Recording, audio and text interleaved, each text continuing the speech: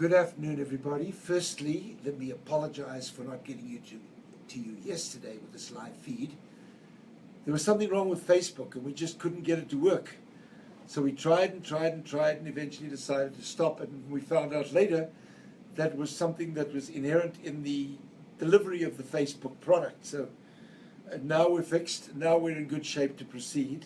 And so we're a day late, and for that I apologize. Next week we'll be on time.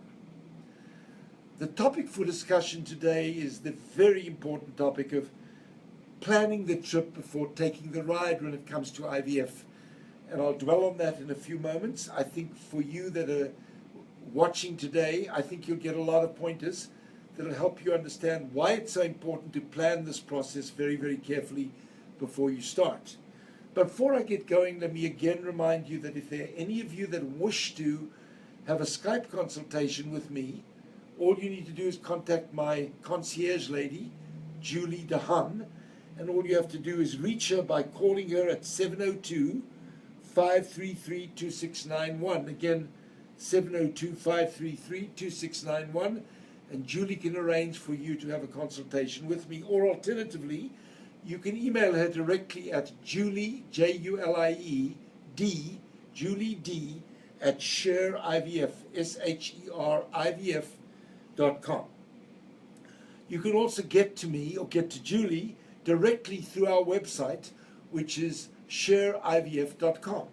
And if you go there, you'll find a little form that you can fill in on the website, which enables you to book an appointment. Julie will pick it up, and she will be back in contact with you immediately to set it up. Okay, and when you get to my website, you'll find a little banner at the top of the home page, and there you'll see a little icon which says Dr. Sher's blog. Click on that.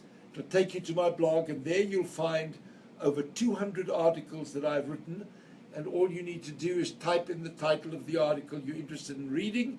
And if you don't know if it's something unrelated to what we're talking about today, that's fine. Just type it in and click, and it'll get you to the articles that most closely resemble the topic of interest. And you can go there and read them, download them, or read them, or do whatever you like. They're very up to date, and I think you'll get a lot of information by doing that. Finally, after this presentation, if any of you have questions or comments you'd like to make, there's a section on my Facebook page where you simply, under comments, can write any comments, make any recommendations, ask any questions, and we will attend to that and get back to you. So let's get going. Back to our topic, which is planning the trip before taking the ride. Let's start off by saying that very few women should undertake IVF, if ever, without first considering all of the pros and cons and getting ready for the process. It's far more important to plan for it than it is to try to fix a problem that arises along the way. Most women doing IVF will require more than one attempt to have a baby. That's just the reality of the matter. But it's a better idea to plan the trip before you start to reduce the potential of having to repeat it. And if you've done IVF and you haven't succeeded, it becomes even more important at that point to pause and reevaluate carefully before you try another attempt. Let me just say that I believe it's very, very important to consider what the factors are that need to be evaluated before you start. To begin with, let me say that the Hippocratic Oath dictates that we as physicians do no harm. And so from that perspective, it's important for us to make sure we have a proper medical and psychological assessment of the patients we treat. We don't want to bring someone into an IVF cycle and find out along the way that the treatment itself is causing harm. That's not acceptable. And in considering this, we need to bear in mind that the harm may not just come from putting you through IVF and getting you to be pregnant, but the harm may come from a pregnancy. So there are certain women that are more at risk once they are pregnant, and therefore it's important before starting the IVF to try to identify and select those patients that are not at risk and not send people into harm's way by treating them to get pregnant, only to leave them exposed to the complications caused by pregnancy. And in that vein, women who've got serious systemic illnesses, like high blood pressure that is not well controlled, like coronary vascular disease, like heart failure, like severe systemic diseases involving nutritional problems, degenerative diseases, or cancer, and including things like sexually transmitted viral diseases like HIV and hepatitis C, all need to be identified and addressed and discussed and at least brought into the discussion before we begin the process.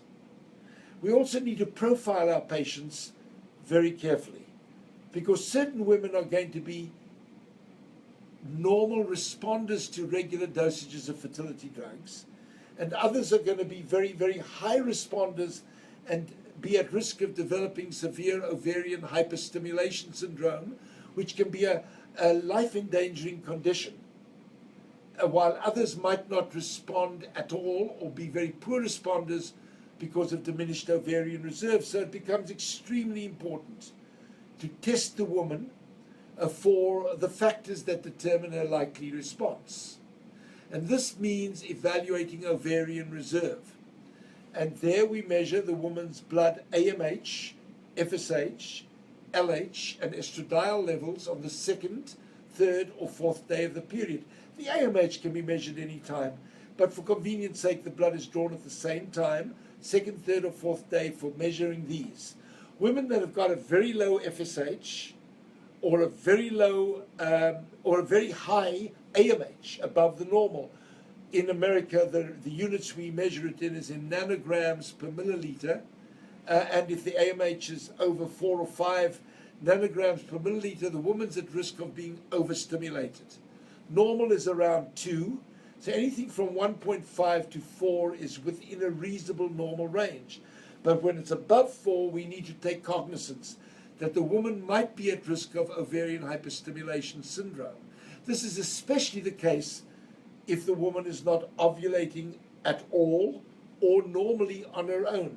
Women who don't ovulate regularly and are not having regular menstrual cycles tend to be more at risk of ovarian hyperstimulation syndrome, unless the reason for their having less bleeding or less frequent bleeding is that they're going into a menopause, in which case they're at the other end of the spectrum. That means they've got very diminished potential to respond. But the average young woman with a low FSH and having irregular or absent periods, or is one who's not ovulating regularly and menstruating regularly on her own, and very young women under the age of 25 are much more prone to overstimulating and hyperstimulating, and they need to be identified up front so that we can modify the protocol of stimulation so as to prevent that from happening, or using a process we call coasting, if they do tend to hyperstimulate, to prepare to take them out of risk, or even using drugs like cabergoline, which can be added from the day we give the HCG trigger for about 8 days to reduce that risk. There are things we can do. There are things we shouldn't do if they tend to hyperstimulate. We've discussed that before. In my opinion, these include the use of Lupron triggers or lowering the dose of HCG given for the trigger, because that will compromise the eggs. In my opinion, while it will lower the risk for the woman, it will compromise the quality of her eggs, and that in turn will affect her embryos. Women with normal ovarian reserve who are menstruating regularly and have normal AMH levels of under 4 but more than 1.5, certainly more than 2 to 4, these women can be on regular dosages of stimulation and will almost, or very, very rare, tend to hyperstimulate or understimulate. And then there are those women where the AMH level is less than 1.5. And such women need to be on upward adjusted dosages and regimes of stimulation. When the AMH level is between 0.5 and 1.5, we can still get away, I believe, in most cases, with simply increasing the dosage of stimulation and using well-tried long pituitary downregulation protocols, which may be pure use of the birth control pill and overlapping the pill with Lupron or Buserelin or Superfact for about 3 days, stopping the pill, waiting for the period to come 5 days later, then lowering the dose of the agonist, the Lupron, Superfact, etc., and continuing the stimulation, or in cases of severely diminished ovarian reserve, switching from the Lupron, the agonist, to an antagonist like Cetrotide or Ganrelix when the period comes, and upping the dose dramatically, and also adding to the equation human growth hormone, which augments the mitochondrial activity in the egg and may improve the response somewhat. So those are the things we can do. There are other things we can do as well. In women who've got an AMH level of under 0.1, they are desperately low in their AMH. Such women usually will be best served by using egg donation anyway, because they're not likely to produce enough eggs, and if they can produce enough eggs, the likelihood of success is very low. But for those being stimulated, those women, we can plan to do a stimulation approach where we use estrogen priming. So we use a similar protocol to the agonist-antagonist conversion protocol that I described, but before starting the stimulation with a Follistim or Gonal-F, give the woman a week of estrogen therapy to improve ovarian response to stimulation. And so by knowing the woman's ovarian reserve profile in advance, we can better plan the protocol of stimulation. And nothing is more important in the context of IVF than planning the stimulation. There's another thing that goes along with this, and that is that if the woman has got significantly diminished ovarian reserve, we can then plan on doing several cycles to bank her embryos and so augment the number of embryos available for subsequent transfer. We can biopsy the embryos in advance of freezing them and banking them, and do PGS testing using next generation gene sequencing to identify which embryos are of good quality, and so stockpile them until we've got enough embryos to start putting them back in the woman. This is another planning approach, because if you're going to bank embryos, you needn't worry about other things that we would do to enhance implantation in the problems that I'm going to describe in a few moments. We can stave that off until we get to the cycle when we'd actually bring the woman back simply to transfer the embryos that had been frozen and stored and banked. And then there is planning for things like implantation dysfunction. And we know that implantation of the embryo is a critical part of success with IVF, and that proper implantation will require a thick enough endometrium, at least 8 millimeters and preferably 9 millimeters by the day we trigger with HCG, or by the day we start progesterone administration for frozen embryo transfers. And that if it's not thick enough, with the things we can do, and if we plan for it in advance, we can optimize the ability to do so. And that is by using vaginal Viagra administration. We can improve blood flow to the uterus and so enhance endometrial thickness to improve the lining and let there be, in order for there to be enough soil in the plantar box for the embryo to sink its roots and to form a healthy placenta. But if you don't plan for it in advance, then you can't optimize the result you get. The other thing is we can check the uterus inside the woman to make sure that the cavity is regular, because if there are irregularities with surface lesions like polyps or scar tissue inside the uterus, then we can do something about that before starting the cycle, because the presence of such lesions will irritate the uterine lining and reduce the likelihood of an embryo attaching. So it becomes very important to evaluate for that, and the way we do that is by doing a so-called sonohysterogram or hysterosonogram, where we inject water into the uterus to distend the cavity and allow us to map out the contour of the uterine cavity, and we do that in the cycle before we start the IVF, while the woman's on the birth control pill to prepare her for the cycle. At that time, the birth control pill will purposefully thin the lining and will allow us then to better evaluate the cavity of the uterus, and thereby allow us to assess it and do something if something is necessary to remove polyps or fibroid growths or scar tissue in the uterus. A little word of caution.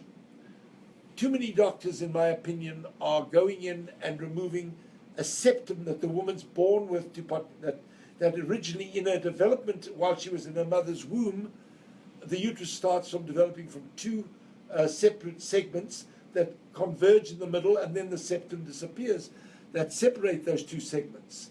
If the septum is incomplete and doesn't disappear completely, it may leave the uterus heart-shaped or separated into two compartments. Removing that septum surgically does not improve fertility. It may reduce the risk of miscarriage and reduce the risk of premature delivery, but taking it out, especially if it's a small septum, is meddlesome and can often leave the woman with a bigger problem than she started with. The septum itself will not interfere with implantation. So removing it can saddle her with scar tissue from the surgery that in and of itself can become an irritant and prevent implantation. So I advise against this kind of surgery for women preparing to undergo IVF. Then there's the issue of an immune problem. You need to know that about 20% of women undergoing IVF have an immunologic impediment to implantation. And you've got to identify, quantify, and typify it and define what type of immune problem she's got. Is it what we call autoimmune or alloimmune? And time doesn't allow us to go into those different types now, but you can find it on previous live feeds I've done or on the blog. But if the woman's got an immunologic problem, plans need to be made to offset the effect of activated toxic uterine natural killer cells, or the woman will probably not get pregnant, or if she does, is much more likely to miscarry if you don't treat it in advance, since treatment is innocuous, inexpensive, and safe in almost all cases. It's far better to plan the trip before taking the ride, so you can basically offset that problem before it develops. Finally, there are women that for reasons of age, or because of very severely diminished ovarian reserve, or because of the fact that their ovaries have previously been damaged or removed surgically, require the use of an egg donor. That has to be planned very thoroughly. I use an agency in Las Vegas known as Footsteps to Family, and you can go onto their website, footstepstofamily.com, and read up more about how they provide egg donors to people that cannot have a baby with using their own eggs. This does require proper planning.